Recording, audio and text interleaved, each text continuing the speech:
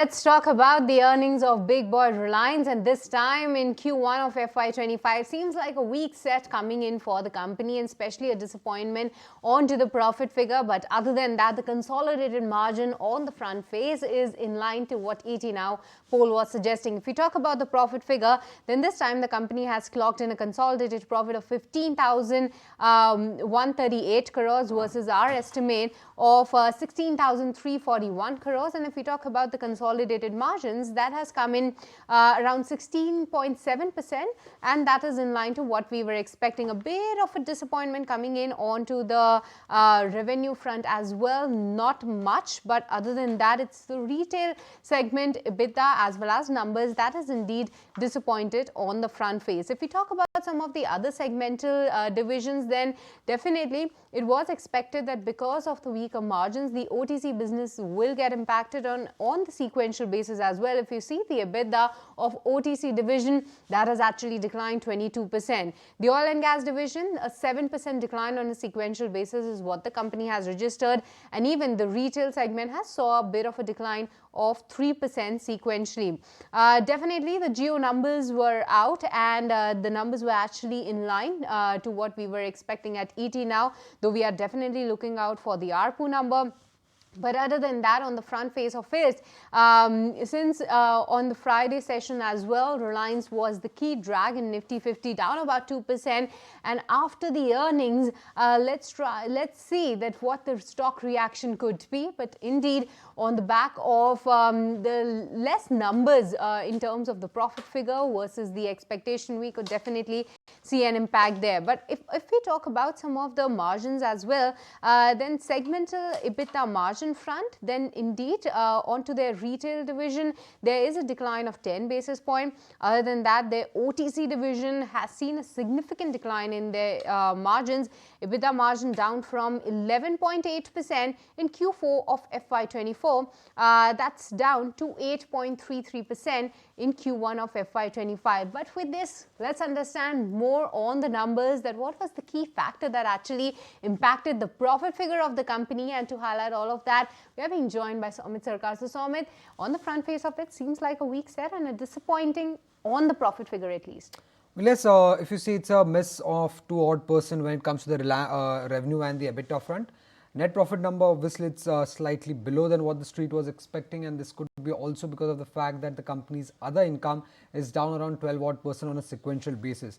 Apart from that, the EBITDA number has come in 9% lower, and it's around 38,765 crore rupees. Now, the decline that we are seeing on the EBITDA front is purely on the back of a weak set of numbers coming in from the O2C segment. Now, the O2C segment numbers were weak because if you see sequential basis, the Singapore gross refining margin, which is the Asian benchmark for refining margin, that was down around 52 odd %, and that's the reason we are seeing this 22% drop when it comes to the O2C segment EBITDA number that has come in at close to 13,093 odd crore rupees. The retail division performance has also been slightly weakish. Analysts were expecting a sequential growth when it comes to the retail division. In fact, it has declined by around 3 odd %, and the number has come in at close to 5,672 odd crore rupees. Now, we need to understand why this decline was there in the number. When it comes to the oil and gas exploration business, that has declined by around 7 odd %, but pretty much in line with what the street was expecting. The decline is purely on the back of the fact that there was lower production from the KG D6 basin in the first quarter, and along with that, if you see, the prices were also marginally lower. Hence, we are seeing this decline. And when it comes to telecom numbers, which came in slightly 1 hour back, those numbers are pretty much in line with what the street was expecting. We are still watching out for the ARPU number that the company has reported in the first quarter, and what we understand is the ARPU has also remained flat. Now, this is a bit concerning again, because now this is for the 4th consecutive quarter where the ARPU has literally remained flat for Reliance Jio. Obviously, the company has taken tariff hike, and that will result into a higher ARPU in the second quarter, but in the first quarter again the ARPU number has come in slightly below than what the street was expecting. All right, we do have the ARPU number of Reliance Jio as well, and the ARPU has come in at 181.7 with better subscriber mix is what we already know, but it's been partially offset by the increasing mix of the promotional 5G tariff traffic being offered on an unlimited basis to subscribers and not charged separately. So that's something that has impacted the ARPU number, but let's understand more from the experts that how are they looking at the numbers. And we are being joined by Sushil Choksey of Indus Equity Advisors, as well as Naveen Kulkarni, CIO of Axis Securities, is also with us. A very good evening, gentlemen, and thank you so much for your time. Naveen, I would like to come to you first. Help us with your first take on Reliance earnings. Seems like a miss on the profit figure led by the OTC division. Tell us, how are you looking at the numbers versus your estimates? Overall, I would say that the numbers are a slight miss on the profitability, primarily led by the O2C business. Also, I would say that the retail business was also slightly slower than what we expected in terms of the EBITDA numbers. So we were expecting flattish kind of EBITDA numbers, but that has declined marginally. I would say the telecom numbers are largely in line with our expectations. The flattish ARPU for the quarter is not really a big concern because they have already taken price hikes in this quarter, so that will have an impact on the quarter 2 numbers. So overall, I would say that the digital services business or the telecom business is not a major concern. Retail business, of course, there was some bit of challenges because of the heat wave, so footfalls would have been slightly lower. So there were certain challenges. O2C segment, we have to dig in a little deeper on that business. But I would say that the numbers are a slight miss, not a major disappointment, but I would say that a slight miss. Well, let's also get in Mayuresh Joshi, who's joining us. Mayuresh, how are you reading into the Reliance Industries numbers? A bit miss on the net profit front because of the O2C business?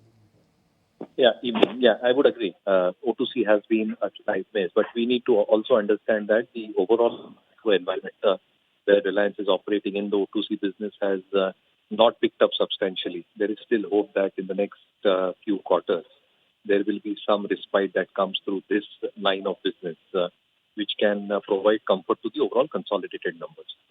The second aspect, obviously, is in terms of their retail-facing businesses. Reliance Retail, a slight miss. One really needs to see the appropriate reasons for the slight miss that has probably come through. Jio, not too perturbed because the expectation largely is with the price hikes that they have taken. There will be some element of earnings improvement that will be on Jio standalone numbers that will take place. And even on the E&P side, which is the upstream business, there should be significant amount of improvement that you will probably see in the coming few quarters as well, looking at how the environment is probably shaping up for that part of the business.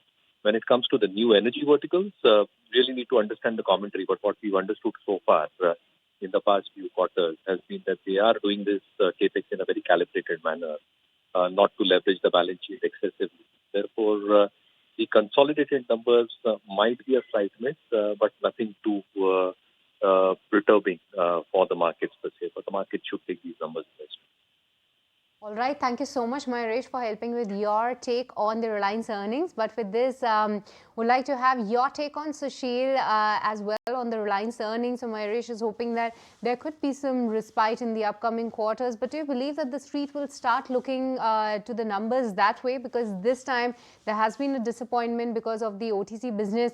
But like Mayuresh was highlighting, that given how the industry is actually shaping up, the street will eventually look into that perspective and start factoring in those numbers as well. Do you agree with this particular stake? And what is your first cut analysis? Do help us with that. Thanks for having me on the show. It is very visible that most of the segments comprising at EBITDA level have not performed as per market expectation. Maybe reason led by severe summer in India where retail was concerned, oil to chemical led by global challenges, and ARPUs have only going to increase from current quarter as the price hike have later.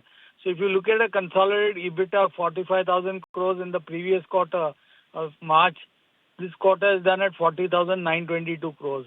And at EBITDA level, there is a fall of almost 3,700 crores in oil to chemical, 400 crores in oil and gas, and retail is 200 crores lower.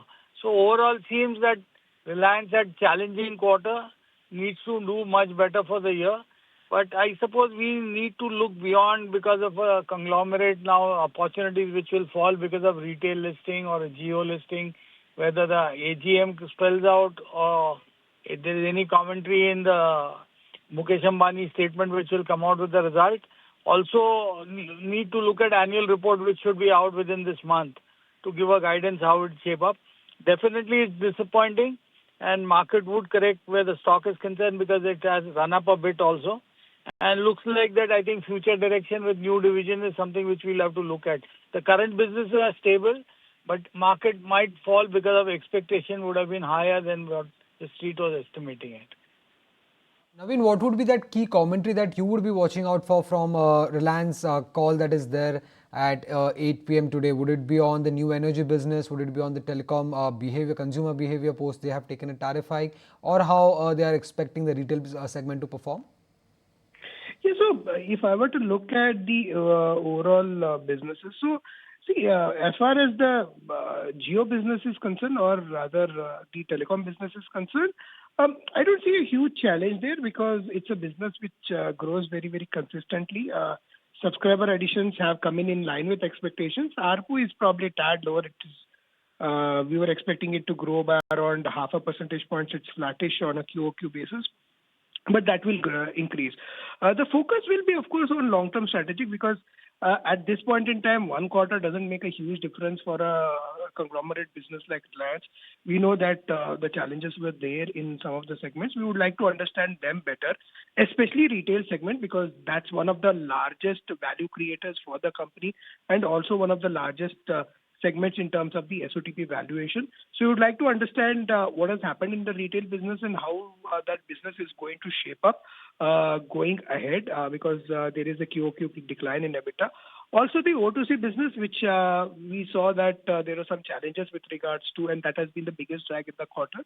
So we would like to understand that part a little better. So commentary on that will be useful. Ramp up on the gas production, those aspects will be relevant, and also the challenges that they have witnessed in the chemicals business from a global perspective, right? So those will be the key aspects, and any other commentary on the new businesses will be relevant. So I would say that more strategic commentary will be washed out for. As far as stock price performance is concerned, probably slightly negative on Monday, but nothing very significant I see at this point in time, which is worrisome for the company. Right, but Naveen, just wanted your understanding that how do you expect the stock price to react? You did say that you are expecting a negative reaction, but Naveen, like I remember that in Q4 of FY24, though the company did report an inline set of numbers, but the stock was hammered. But this time, after a disappointing set, though the markets are also showing some bit of a weakness in the last couple of days with a big event ahead, how much percentage point cut are you expecting? Any sense on that, if you can help us with? Yes, so that is something which is, I think, difficult to gauge at this point in time. We'll have to look at the numbers.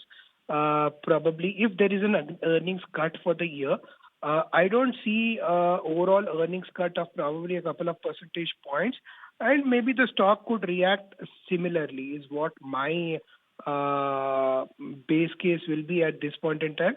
If there is anything else that probably the management talks about, which is slightly will be construed as negative, we could see a higher correction. But overall, I would say that a couple of percentage point correction seems to be more likely at this point in time. Let's wait by and see that how the stock price reacts. But on the face of it, it seems like a weak set and the stock price is expected to react negatively. But with this, Sushil as well as Naveen, thank you so much for giving us your time for the Reliance earnings and helping with your take. But we also have Deven Choksey with us now. Very good evening, Deven, and thank you so much for your time. Help us with your first cut on Reliance earnings, because what we are gauging from our experts is that the street will start looking beyond this time numbers, though the OTC has been the biggest drag this time. But do you believe that the street will start penciling in that it could improve in the times ahead and the stock price could have some breather on the back of this? Yeah, I think minus the refining cracks, I think where probably the maximum amount of hurt has come on the EBITDA.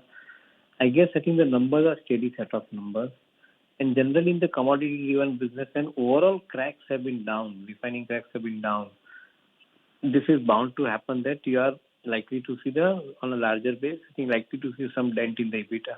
But don't think that I think this is going to be a permanent feature. This is a quarterly phenomena, which probably I think one will have to see as one-off.